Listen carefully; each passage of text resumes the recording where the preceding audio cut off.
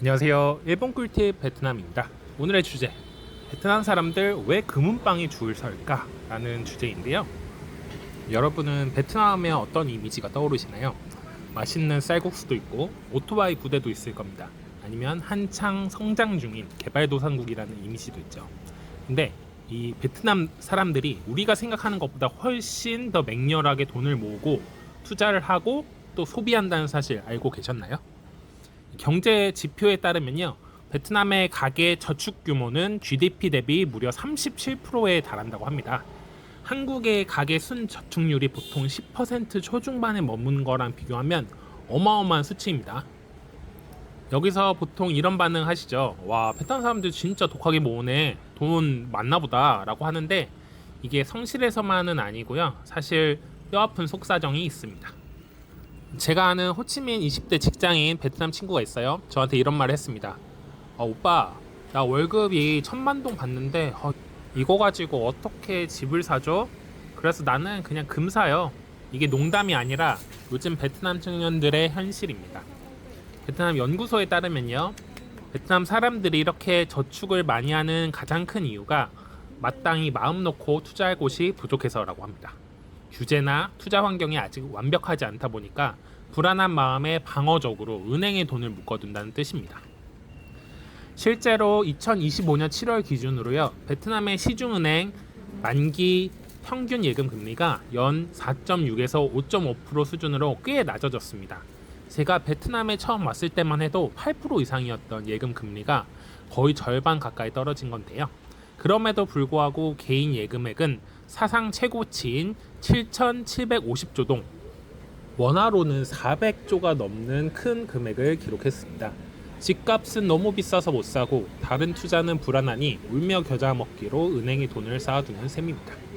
하지만 이 엄청난 돈들 과연 통장에만 영원히 잠들어 있을까요? 아닙니다. 베트남 사람들의 첫 번째 사랑이 바로 금인데요.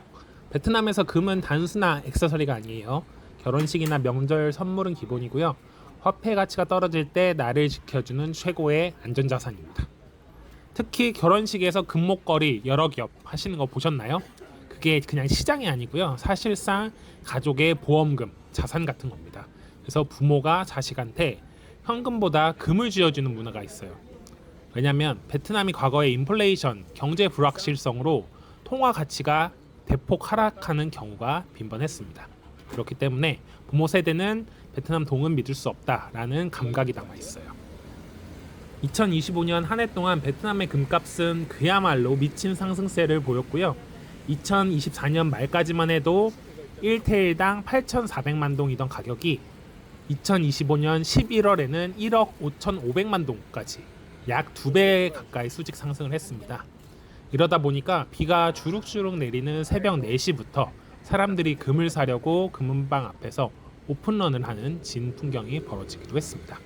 베트남 국내 금값은요, 국제 금값보다 무려 10%나 비쌈에도 이런 일들이 벌어집니다. 자, 그렇다면 베트남 사람들이 가장 많은 돈을 묻어둔 곳 어딜까요? 정답은 부동산입니다. 베트남인들의 순자산의 약 60%가 부동산에 쏠려 있습니다. 하지만 지금 베트남 젊은이들에게 내 집 마련은 불가능한 퀘스트가 되었죠. 하노이 직장인 월급이 45만원에서 60만원인데요. 아파트 평균 가격은 1억 4천만 동입니다. 이게 무슨 뜻이냐면 평균 소득을 버는 사람이 단 한 푼도 쓰지 않고 무려 31년을 꼬박 모아야 집 한 채를 살 수 있다는 겁니다.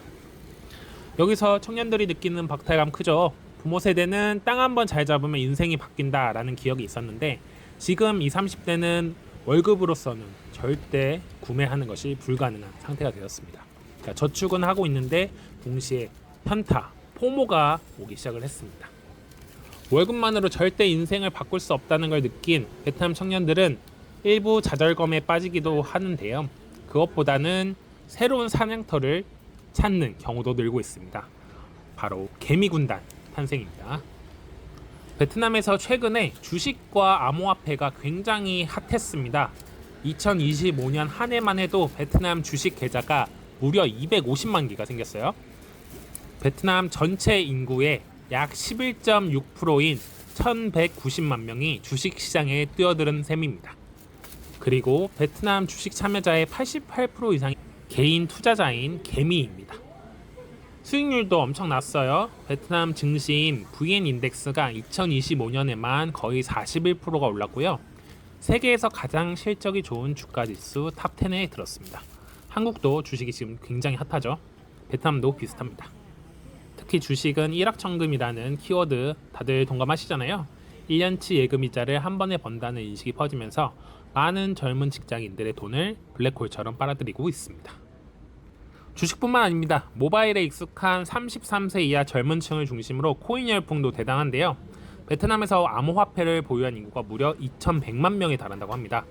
아니, 베트남에서 코인을 왜 이렇게 많이 해? 라고 생각을 하는데, 베트남이 의외로 디지털 친화 인구가 굉장히 많고요. 주변에서 돈 번 사람들 이야기도 너무 빨리 퍼지다 보니까 이 입소문에 의해서 많은 분들이 투자를 하고 있습니다.